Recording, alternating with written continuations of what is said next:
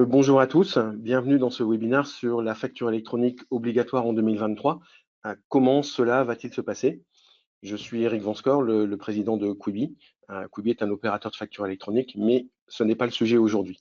Que va-t-il se passer en 2023?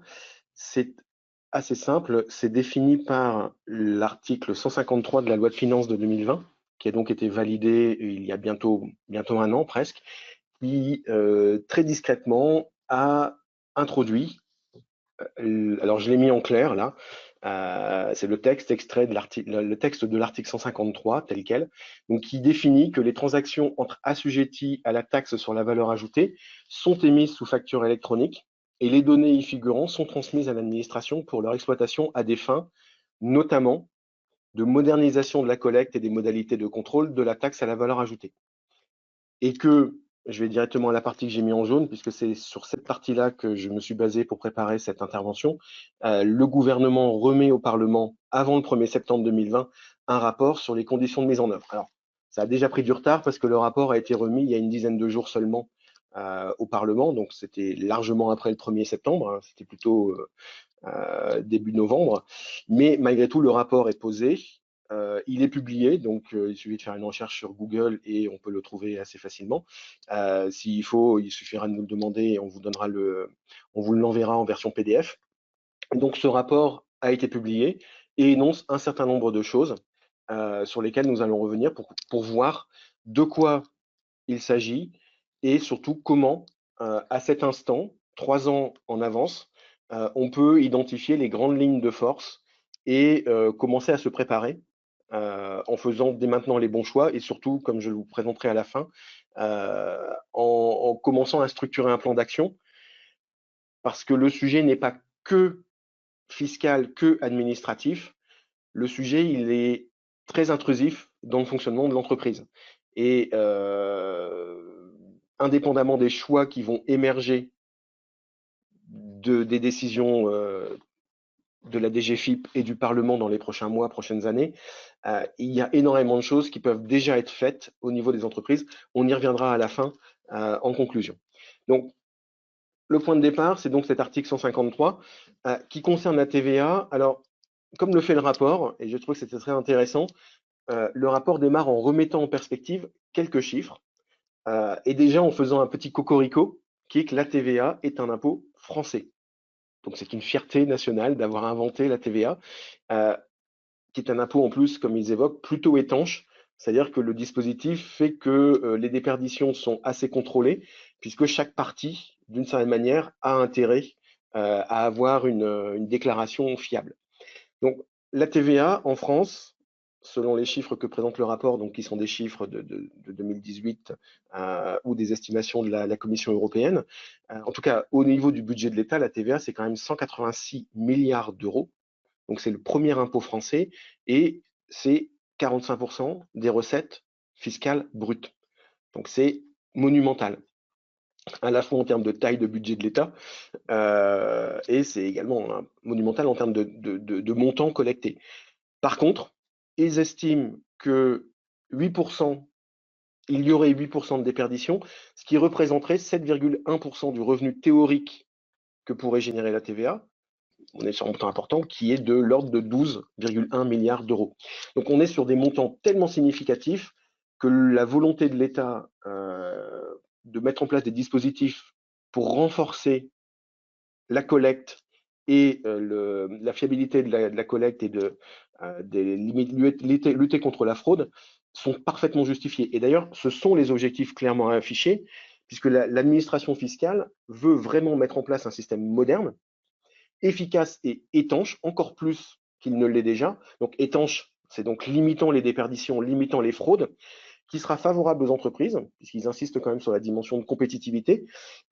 Et tout ça, ça rentre dans le cadre d'un agenda européen. Alors, les objectifs, voilà, je les ai repris, ils sont clairement énoncés dans le rapport. Renforcer la prévention de la prévention et la lutte contre la fraude à la TVA. Aujourd'hui, leur préoccupation est principalement sur tout ce qui est international et intra-européen, donc les flux d'un pays à l'autre. Diminuer tous les coûts déclaratifs et faciliter les déclarations avec un pré-remplissage, un peu comme ça a été fait il y a quelques années pour les impôts sur le revenu, par exemple. réduire les coûts et aider les entreprises à devenir plus compétitives. Et enfin, améliorer la connaissance de la conjoncture, puisqu'ils auront des remontées d'informations quasiment en temps réel, au fil de l'eau, de l'activité économique. Tout ça rentre dans un contexte. Donc le contexte, il est au niveau européen assez simple. C'est la directive 2010-45-CE qui a harmonisé les règles de gestion de la TVA dans les différents pays de l'espace européen et les modalités de facturation. Donc typiquement en France, dans le bulletin officiel des finances publiques du 18 octobre 2013, qui est un texte de référence qui reprend toutes les dispositions de cette directive au sens de la Direction générale des finances publiques. Il y a également la directive 2014-55 qui, elle, vise à moderniser toute la facturation B2J. C'est cette directive qui a déclenché la mise en place de Chorus Pro il y a quelques années. En plus de ça, s'ajoute un plan d'action en cours de la Commission européenne pour, dans le cadre de la reprise d'activité qui va suivre la fin de la période sanitaire que nous vivons, il prévoit donc quelque chose avec une vraie bascule sur une économie numérique très digitale et donc un certain nombre d'actions très orientées sur l'accompagnement de cette reprise et la modernisation de l'économie européenne. Et puis, ça se base aussi sur des initiatives, Chorus Pro en France, SDI en Italie, qui est un avant-goût de ce qui nous attend pour 2023, ce qui se passe aussi dans d'autres pays qui est surveillé et qui sont surveillés. Typiquement, le Mexique a mis en place aussi des choses très proches de ce qu'on va voir dans les prochaines slides. Donc voilà, il y a un contexte qui est quand même à la modernisation, à la digitalisation, et puis surtout à l'harmonisation européenne et surtout à la gestion de tout ce qui est flux intra-européen qui aujourd'hui pose des problèmes. Alors, je vais dire ça en clin d'œil, mais le rapport qui a été publié par la DGFiP il y a une quinzaine de jours détaille très précisément comment fonctionne ce qu'on appelle le carrousel, qui permet donc de gérer des mouvements de TVA entre guillemets frauduleux entre les pays européens. Donc si ça vous intéresse, il suffit de le lire et tout est expliqué sur comment mettre en place un carrousel de TVA entre plusieurs pays européens. Carrousel de TVA sous-entendant que la TVA ne sera pas versée, qu'il y a donc une fraude à la TVA. Si on va directement sur les points clés du rapport, parce que c'est ça qui nous intéresse, la DGFiP commence par examiner deux manières de faire. Elle compare une logique de e-facturation, donc se basant sur les transactions. Alors, e-facturation, transaction, ça veut dire qu'on travaille sur les flux de facturation, pas sur la production d'une facture dans l'ERP, mais bien sur la transmission de la facture. Donc, elle met en relation la logique avec des flux de facturation électronique et une logique par du e-reporting qui, un peu comme c'est le cas pour la DSN ou pour l'impôt par exemple sur le revenu, où ce sont des déclarations à rythme régulier, du reporting, du e-reporting, qui permettent de collecter les datas. Donc la DGFiP commence par comparer les deux. Clairement, la position qui est affichée, c'est il vaut mieux partir dans le schéma de la e-facture. Donc il y aura du e-reporting parce que malheureusement, la e-facture ne couvrira pas tout le périmètre. Certaines informations ne sont pas sur les factures, notamment l'encaissement du paiement, la réalité de l'encaissement. Des opérateurs étrangers peuvent ne pas être concernés, mais globalement, le fait de traiter les flux de facturation et non pas des extracts de reporting à partir des outils de gestion est l'option qui est retenue par l'administration. À côté de ça, il y aura tout de même un e-reporting à fréquence entre guillemets lente, donc certainement mensuelle ou hebdomadaire, on ne sait pas encore, pour récupérer les données de paiement et les statuts, pour récupérer des informations sur les transactions B2C et pour récupérer des informations sur les ventes non domestiques, notamment les flux intracommunautaires les plus sensibles sur lesquels on va, dans ce cas-là, récupérer de l'information pour compléter les factures qu'on aura pu capter à la source. Petit détail important quand même, parce que ça peut rassurer certains, les transactions B2C ne seront pas nominales. C'est-à-dire qu'on ne demandera pas, en tout cas c'est ce que dit la DGFiP dans son rapport, il ne sera pas demandé, lorsqu'on remontera les informations sur les transactions B2C, à ce qu'on ait le nom ou l'identification du client. Voilà. Donc, Big Brother sera un petit peu limité. Donc, premier élément qu'on voit sortir du rapport, c'est une logique très orientée sur le flux de facturation, la transmission de la facture, avec un e-reporting nécessaire pour les données qui ne sont pas dans le flux de facturation, mais principalement quand même c'est la e-facture qui va être privilégiée. Ensuite, la DGFiP examine deux approches possibles. Ce qu'ils ont appelé le schéma en V et le schéma en Y. Clairement, c'est dans le rapport, en tout cas, tous les lecteurs avec qui j'ai pu en discuter, que ce soit au niveau du FNFE, du Forum national de la facture électronique, ou à côté ont la même lecture, la DGFiP clairement indique que le schéma en V, on ne va pas dire qu'elle le déconseille, mais elle ne saute pas d'enthousiasme. Par contre, celui qui est préconisé, c'est le schéma en Y. Quels sont ces deux schémas? C'est assez simple. Le schéma en V, c'est tout est centralisé sur une seule plateforme. Donc en gros, c'est l'Italie. En Italie, toutes les factures doivent être déposées sur la plateforme SDI dans un format donné. Et cette plateforme est un concentrateur qui met la facture à disposition du destinataire. Concrètement, et je reprends les termes qui sont dans le rapport de l'administration, c'est un SPOF, Single Point of Failure. Ça veut dire que dès que ça coince, dès que ça bloque, toute la facturation des entreprises italiennes est bloquée. Donc c'est une vraie faiblesse, c'est un vrai danger, et l'administration, clairement, pointe cela comme étant une bonne raison de ne pas le faire.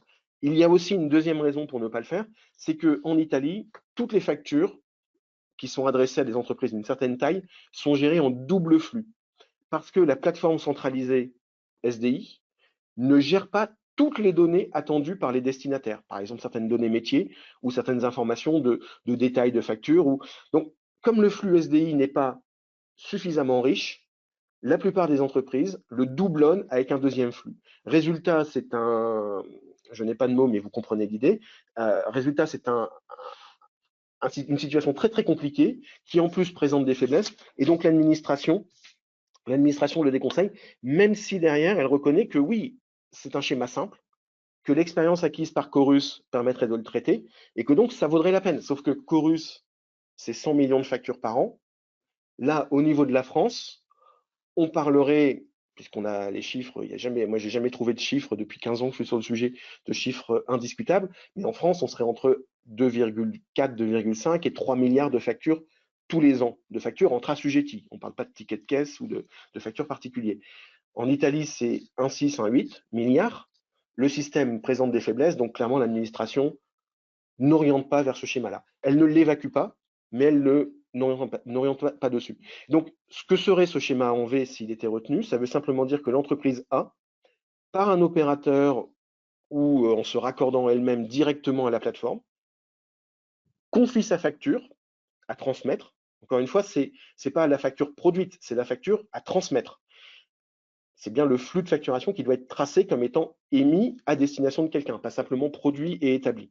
Donc l'entreprise se raccorde à la plateforme ou via un opérateur et transmet à la plateforme cette facture selon un format qui est donné. Et cette plateforme va, alors juste pour illustrer, donc l'entreprise soit directement, soit via un opérateur se raccorde à la plateforme. La plateforme fait l'extraction des données fiscales pour l'administration et grâce à un annuaire, route la facture soit à une autre entreprise qui lui est branchée directement, soit via un autre opérateur de dématérialisation, la route à l'entreprise de destination.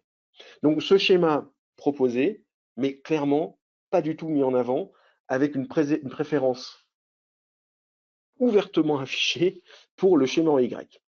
Surtout pour une raison toute simple, c'est que l'administration constate qu'en France, il y a déjà énormément de flux de factures électroniques qui circulent, de l'EDI, des flux avec des grands donneurs d'ordre, et que donc mettre en place le schéma en V viendrait télescoper tout ça et imposerait à de très nombreuses entreprises qui sont déjà dans de la dématérialisation structurée ou quasi structurée à tout remettre à plat, ce qui pourrait causer on va dire, des difficultés en termes de planning. Donc, leur préoccupation est plutôt d'aller vers un schéma en Y, c'est-à-dire d'avoir, par exemple, l'entreprise A envoie la facture à son opérateur et cet opérateur va transmettre la facture par une interopérabilité à la plateforme du destinataire dans le format qui est convenu entre les deux entreprises, A par exemple et B. Donc l'entreprise A, ma souris, elle est ici. L'entreprise A envoie sa facture.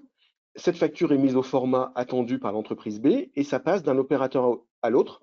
Mais au passage, l'opérateur de l'entreprise a fait une extraction des données dans un format attendu par la plateforme centralisatrice de l'administration et il a livré cette information à la plateforme centralisatrice pour que celle-ci informe l'administration du flux de la transaction opérée. Donc, si je mets un nom et je vais jouer entre guillemets à domicile, un client de Quibi qui envoie une facture par exemple à Carrefour Frais Généraux ou à Peugeot, Quibi, à partir de ce qu'on a récupéré au PDF, on va composer le GS1 XML de Carrefour et l'envoyer chez Generix, et on fait une carbone copie sur la plateforme de l'État.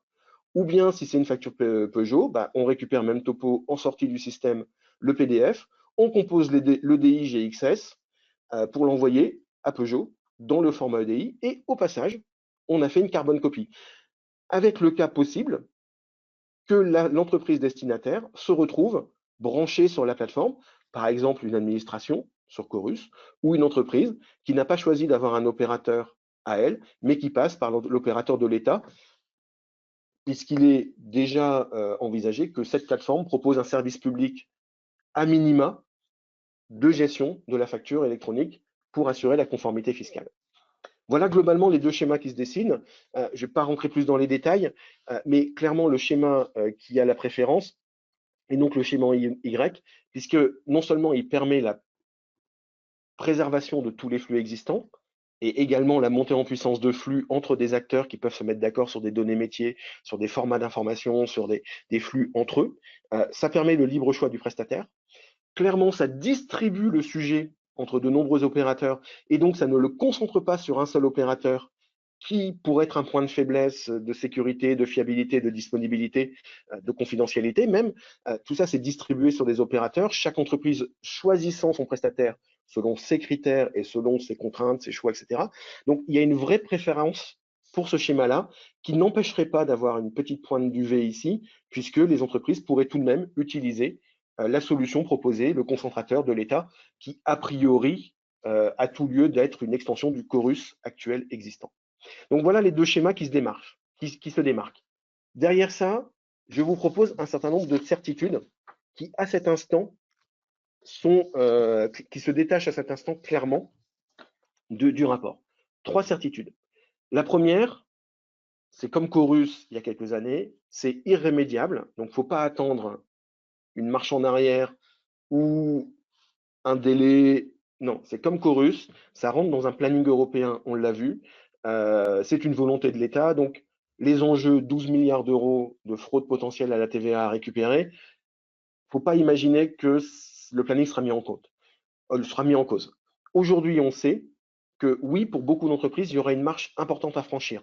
D'autant plus importante qu'aujourd'hui, des entreprises font de la facture électronique d'une manière qui, on le verra juste après, ne sera pas conforme, on le sait déjà. Donc, il y a une marche importante, mais le planning ne sera pas arrêté. C'est probabilité égale à quasiment 0. Il y aura des solutions dégradées, comme Chorus, mais est-ce que ce sera adapté? Est-ce que ce sera jouable? Là, on ne parle plus de quelques factures dans la masse. Là, on parle de 100% de la facturation. Alors, le planning, il est posé. On le sait, 2021, ce sont des ajustements réglementaires parce que plein de questions se posent, des évolutions du Code général des impôts, la prise en compte de tous les flux existants, comment ça va se passer, quelles seront les données constitutives d'une facture au sens facture électronique à partir de 2023. Aujourd'hui, les seules données obligatoires, ce sont les données obligatoires pour que la facture soit légale. Il y aura des évolutions de ce côté-là qui vont rendre la facture qui contient sur un format donné les données attendues recevables d'office. Ce qui veut dire également que l'article 289.6 du Code général des impôts va être modifié, puisque cet article aujourd'hui établit que si je veux envoyer une facture électronique, je dois avoir l'accord de mon destinataire. Là, je n'en aurai plus besoin. Donc, 2021, beaucoup d'ajustements réglementaires, de modifications de texte, et puis la définition du schéma cible. 2022, l'AIFE, la DSI de l'État, l'Agence pour l'informatique financière de l'État, se met au travail pour produire la plateforme, fait les tests. Les opérateurs devront être qualifiés. Ça veut dire que n'importe qui ne pourra pas dire c'est bon, je sais envoyer des factures à la plateforme de l'État. Il y aura tout un process d'homologation. On ne le connaît pas, mais on sait que dans le schéma en Y, si ce schéma est adopté, ce process sera mis en œuvre. Et puis, à partir de là, on rentre dans le cœur du sujet. 2023, la nécessité d'avoir l'accord du destinataire pour lui envoyer une facture électronique saute. Attention, cette nécessité d'avoir l'accord saute dans la mesure où on lui envoie une facture qui sera conforme aux dispositions de 2023. C'est-à-dire qu'à partir de 2023, si j'envoie un simple PDF par email, il y a 95 chances sur 100, pour ne pas dire plus, mais moi personnellement je suis convaincu que c'est 100% de chances sur 100 que ce ne sera pas le cas. C'est-à-dire que si je dis en 2023, je t'envoie un PDF par email qui n'est pas conforme aux attendus réglementaires, mon destinataire aura le droit de le refuser.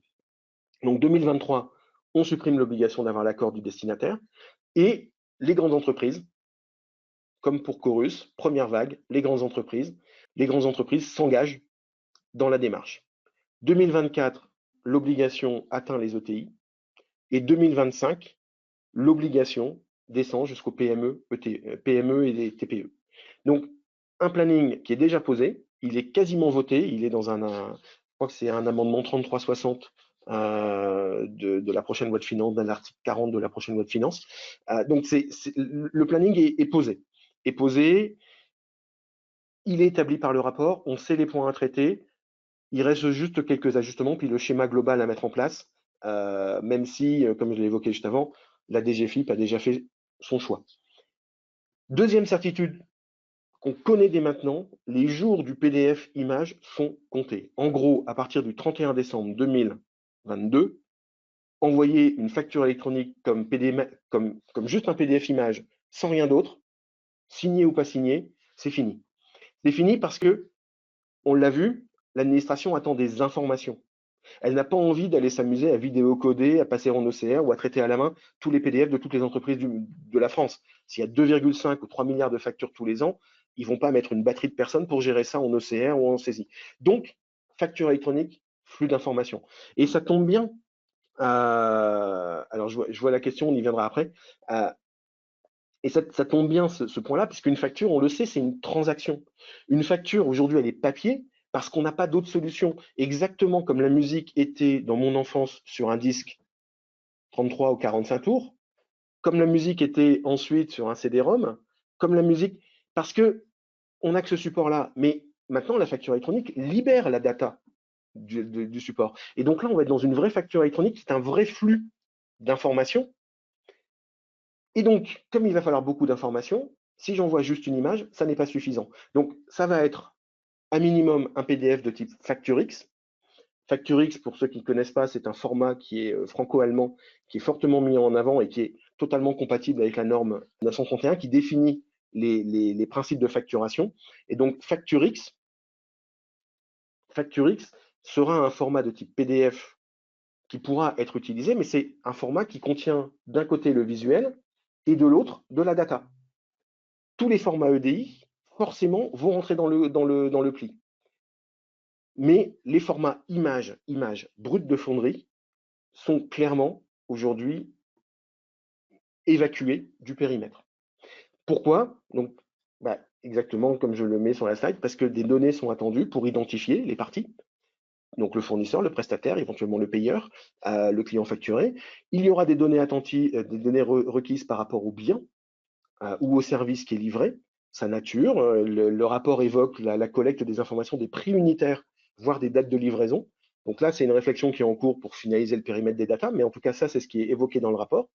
Il y aura forcément des informations sur l'identification de la facture, le numéro séquentiel, la date d'échéance, le type, est-ce que c'est une facture, est-ce que c'est un avoir, est-ce que les relevés, est-ce que d'autres documents seront concernés dedans, éventuellement une note de débit ou une note de crédit.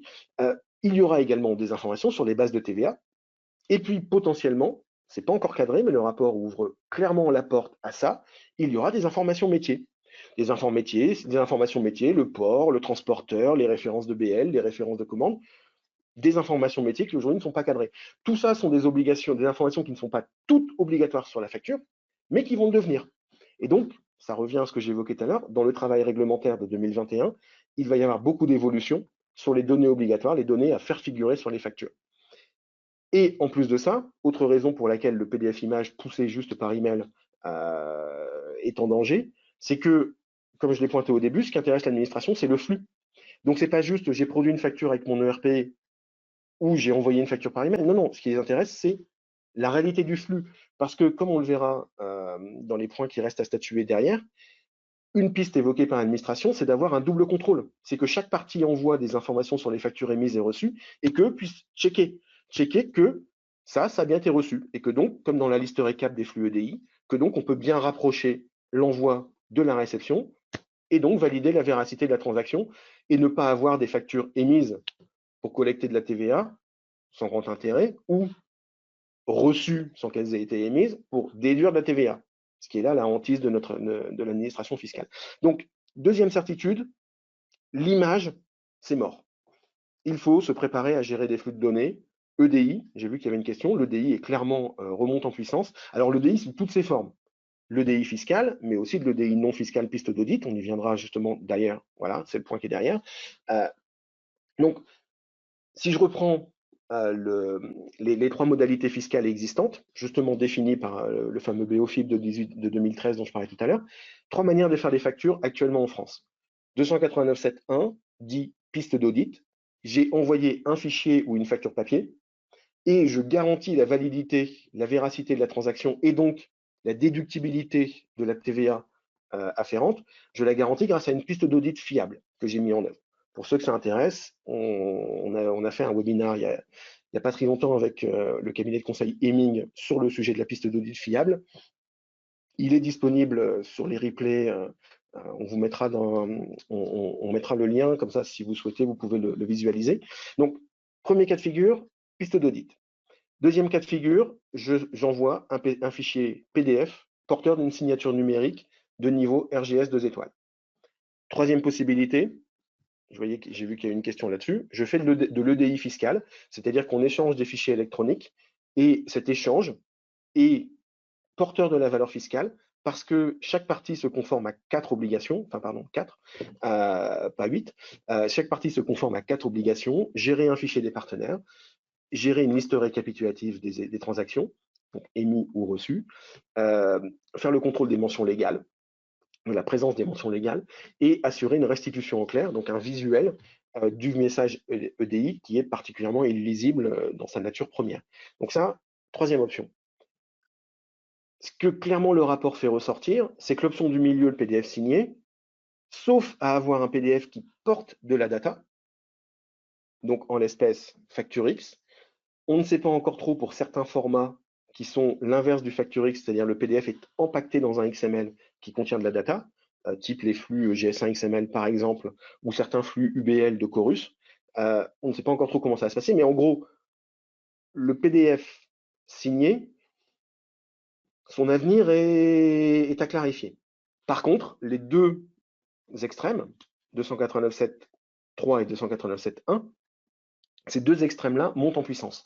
Parce que les flux qui vont être transmis seront des flux de data, qu'ils soient composés par quel que soit le format, quel que soient les dispositions de la transaction, ce sont des flux de données, et donc ce ne sont pas des PDF signés. Si ce n'est pas de l'EDI fiscal avec les obligations fiscales, il faudra bien assurer leur validité, leur opposabilité fiscale par la mise en œuvre de cette fameuse piste d'audit. Ou bien, deuxième option, comme j'évoquais, de l'EDI fiscal avec les vraies obligations de l'EDI fiscal. Sauf que, point important, la rupture de forme est interdite et donc on ne peut pas croiser les voies. Donc je ne peux pas, moi, émettre une facture sur le format X convenu, valide, avec toutes les données, etc., qui sera émise de mon côté en piste d'audit, 289.7.1, et avoir un destinataire qui, à l'inverse, dit moi je le reçois en EDI fiscal en faisant le contrôle des mentions légales, la liste récap, le fichier des partenaires et la restitution claire. Ça n'est pas possible. Je ne peux pas fonctionner en diagonale. Donc, comme très peu d'acteurs sont capables de faire de l'EDI fiscal, tous ceux qui sont en place continueront. Il n'y a aucune raison qu'ils arrêtent.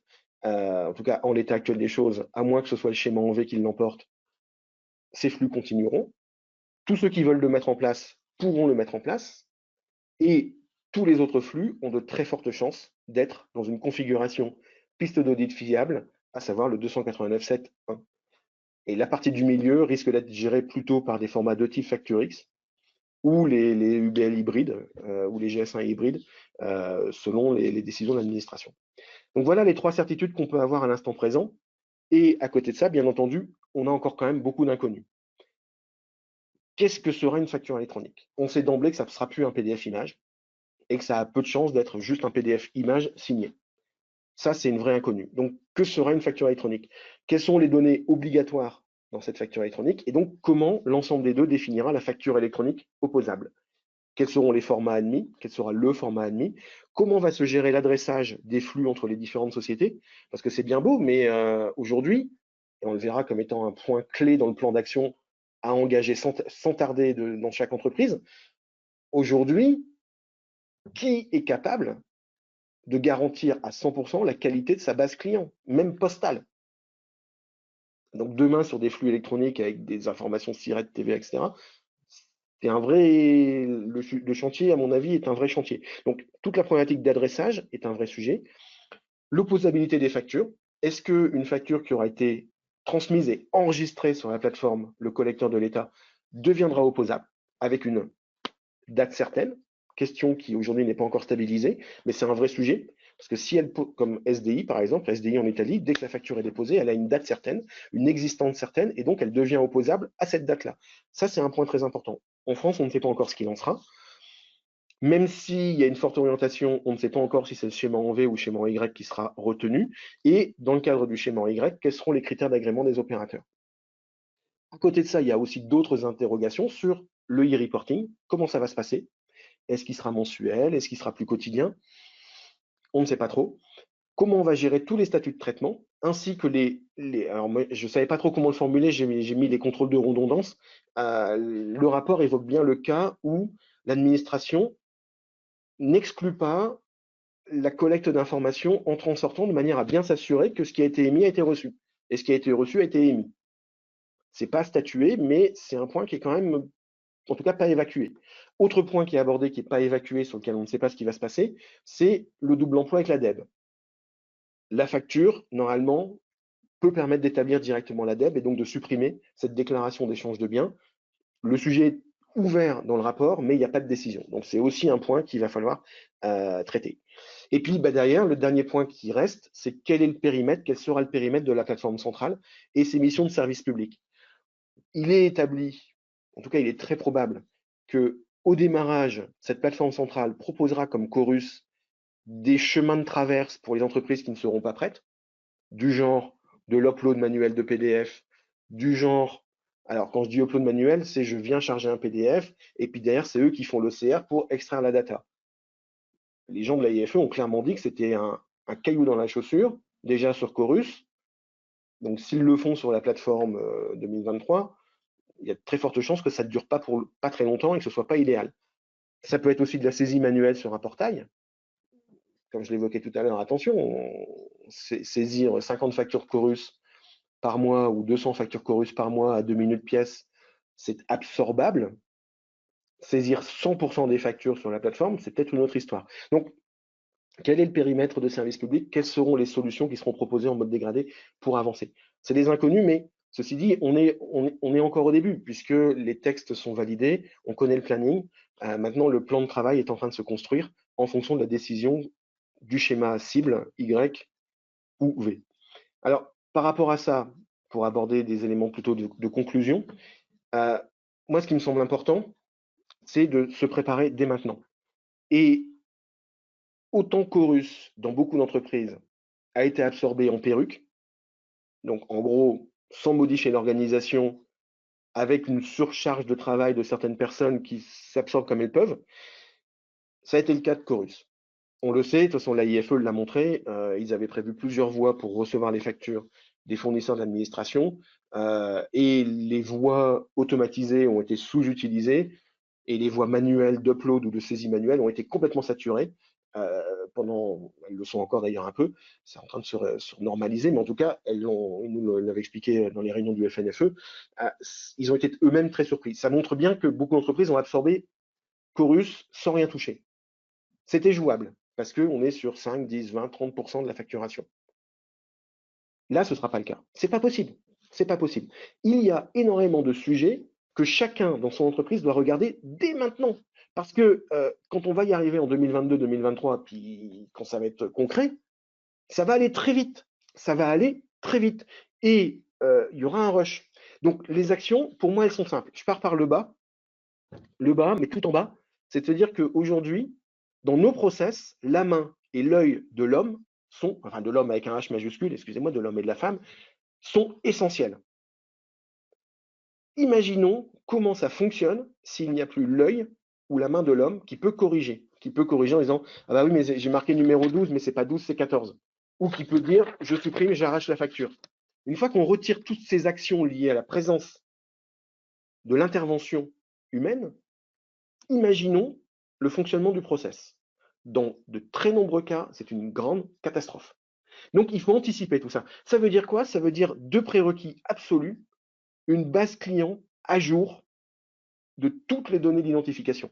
Il n'est pas encore établi si ce sera le TVA Intra ou le SIRET qui servira de clé d'identification. Mais dans tous les cas, il va falloir une base client avec tous les TVA Intra, tous les SIRET. Ça, c'est un petit chantier. Et puis, leur mise à jour dans la durée, c'est un petit process à organiser. Et puis, la gestion totale de toutes les données transactionnelles nécessaires. On le voit dans le démarrage de Chorus, le fait d'avoir besoin, dans certains cas, d'un code service, dans certains cas, d'un numéro d'engagement. Pour beaucoup d'entreprises, c'est pas simple de récupérer l'information de manière fiable et de la mettre dans le système d'information de manière fiable pour que ça sorte sur la facture. Là, on ne parle pas de 2 ou 3 informations. Il va y avoir un big bang dans les informations nécessaires sur les factures. Et donc, anticiper, surveiller de près ce qui va se passer est nécessaire pour que le jour J, le process de facturation soit capable de collecter et de centraliser avec fiabilité toutes ces informations.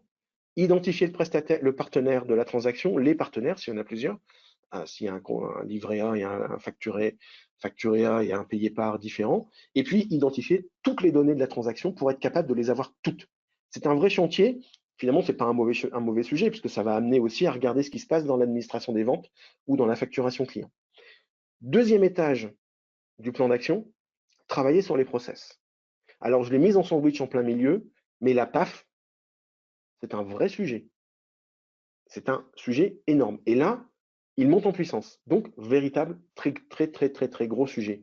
Et puis, en termes de process, c'est aussi la facturation au plus près des opérations économiques, fiable et sans erreur. Je ne vais pas dire qu'on constate, mais ouais, je ne vois pas les flux de facturation de nos clients, heureusement. Mais quand on les démarre, on se rend compte que dans certains cas, la facturation, elle est d'une fluidité absolue. L'opération économique est réalisée dans les jours, dans les heures qui suivent, la facture est établie. Puis dans d'autres cas, les process sont un petit peu plus compliqués. Ce délai-là risque d'être problématique parce qu'il aura un impact immédiat sur tous les aspects déclaratifs de TVA. Donc il va falloir le réduire. Je ne parle même pas des bénéfices en termes de DSO et donc de trésorerie d'entreprise, mais il va falloir que la data, la gestion des flux de facturation soit faite au plus proche des opérations économiques parce que l'impact sera immédiat. Idem pour les encaissements, parce que derrière, il y aura le e-report. Process, il va falloir regarder le process de facturation. Et puis, enfin, derrière, la solution technologique, mais elle ne vient que derrière. Comme toujours, c'est toujours une affaire haute, comme on dit souvent, homme, organisation, techno. La techno va venir derrière pour être capable de prendre les factures faites avec l'outil de facturation, avec de bonnes données, complètes, en conformité avec la PAF, au plus proche des opérations économiques, sans erreur, pour ensuite les mettre dans le format et les transmettre. Mais ça vient derrière. D'expérience, on le voit à tous les projets qu'on fait, la mise en œuvre techno, c'est facile. L'enjeu, c'est la base de données, l'enjeu, c'est les process. Et un très gros sujet que tout le monde devra prévoir dans les premiers jours du démarrage de sa vague de la facturation électronique, la gestion des anomalies. Ça, c'est critique. Parce que tous les problèmes qui vont remonter, s'ils ne sont pas corrigés tout de suite, comme les factures, c'est un flux continu et récurrent, tout ce qui n'est pas corrigé tout de suite, ça aura des impacts immédiats qui pourront être catastrophiques puisqu'on va impacter la TVA. La déclaration de TVA et donc forcément le prélèvement et tout ce qui tourne autour. Donc, véritable sujet, véritable énorme sujet, la gestion des anomalies. Donc, en synthèse, voilà ce qu'on peut identifier comme étant les lignes de force du plan d'action qu'il faut attaquer dès maintenant pour être prêt à temps pour 2023, indépendamment de ce qui va sortir des prochaines décisions, des prochaines orientations.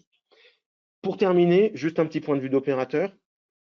Pour nous, je veux dire, effectivement, c'est bien. C'est clair que tous les acteurs qui baladent du PDF, le téléphone à clapet de la facture électronique, c'est bien, bon, tant pis, ils savent que c'est fini. Mais en l'espèce, pour un acteur comme Quibi, je vous garantis, je ne vais pas faire une page de pub très longue, nous partons du PDF et on en fait ce qu'il faut en faire. Aujourd'hui, donnez-nous un PDF, j'en fais de l'EDI, J'en fais du GS1 XML pour Carrefour, Casino ou d'autres. J'en fais des flux pour Coupa, pour Ariba, pour CGD MSY, pour tout le monde. Donc, du PDF, nous ont tout et n'importe quoi. Donc, nous, l'impact à notre niveau, il est tout simple. C'est qu'on doit fermer un tuyau qui existait, qui permettait de pousser sur l'imprimante, voire chez un prestataire de courrier industriel qui faisait l'impression, la mise sous pli, l'affranchissement et l'envoi pour le compte de l'émetteur.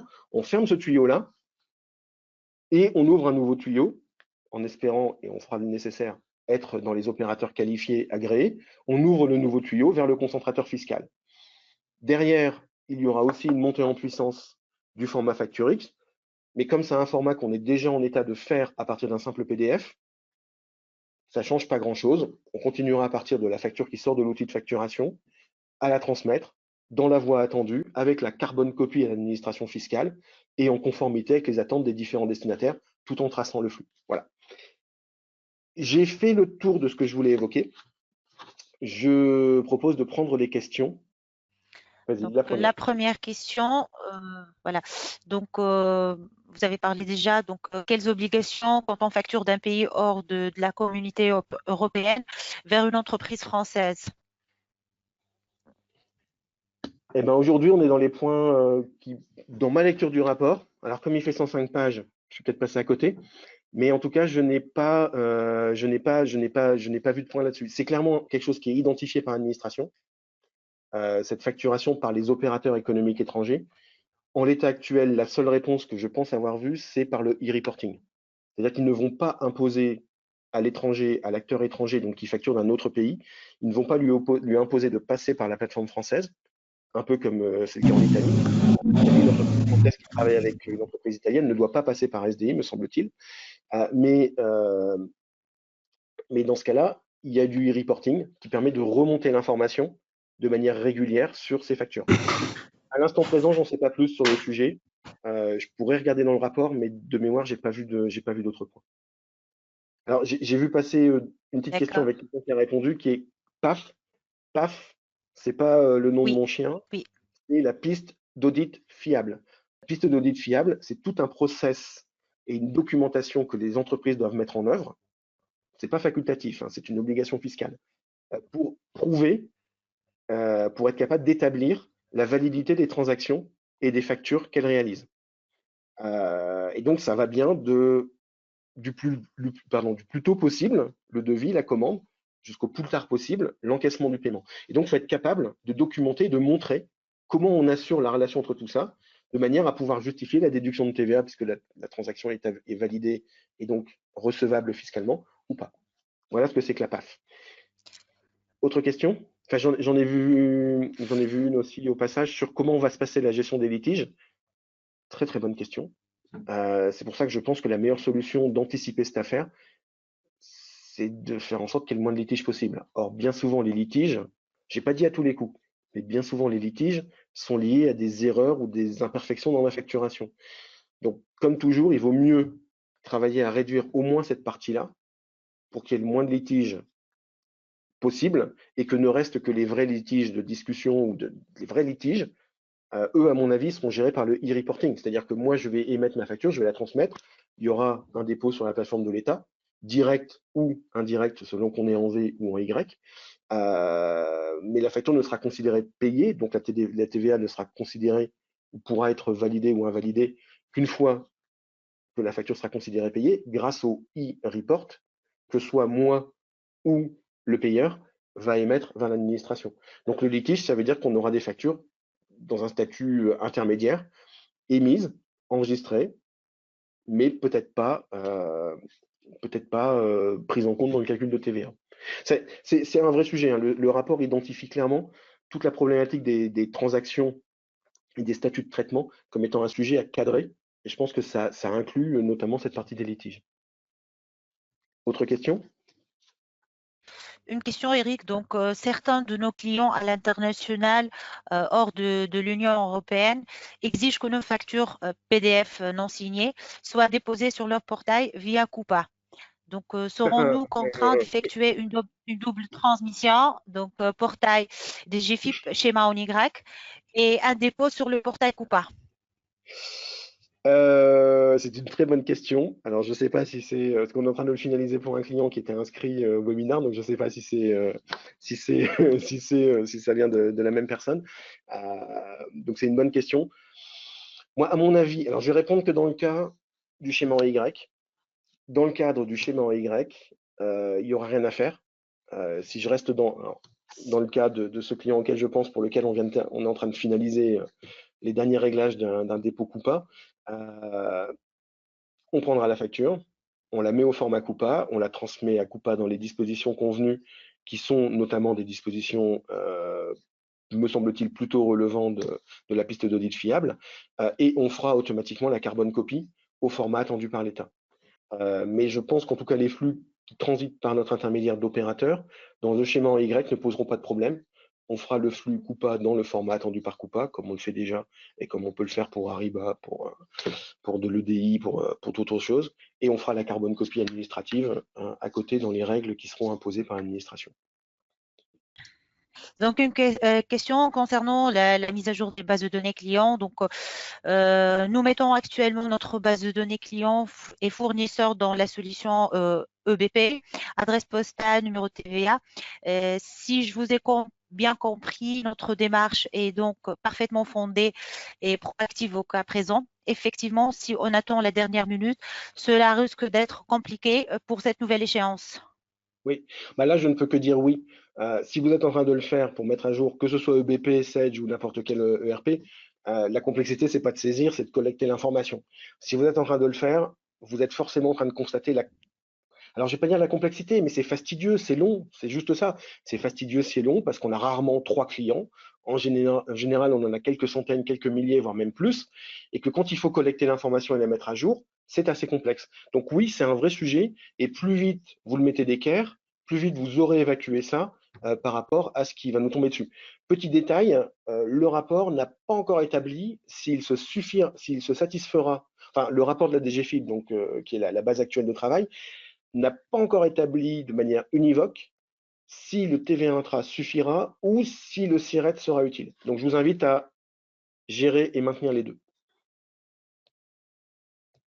Voilà, je ne sais pas si tout le monde voit le commentaire, mais j'ai vu la réponse. Oui, c'est très chronophage, c'est fastidieux, c'est une horreur.